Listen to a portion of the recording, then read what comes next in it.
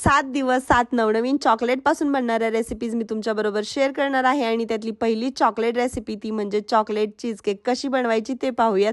ओरिओच्या बिस्किटांचा असा चुरा करून घेतला, त्यात मेल्टेड बटर टाकून छान मिक्स केलं. एका केक टिनमध्ये हा सगळा चुरा टाकून अशा प्रकारे सेट केला.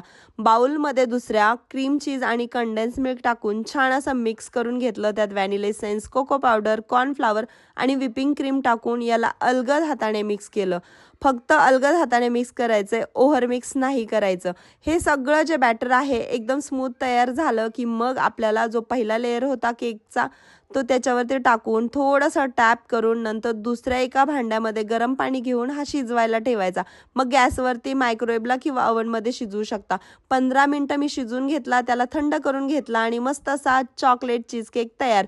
ही रेसिपी नक्की ट्राय करा. रेसिपी कशी वाटली कमेंट करून सांगा. आवडली असेल तर लाईक, शेअर आणि सबस्क्राईब करायला काही विसरू नका.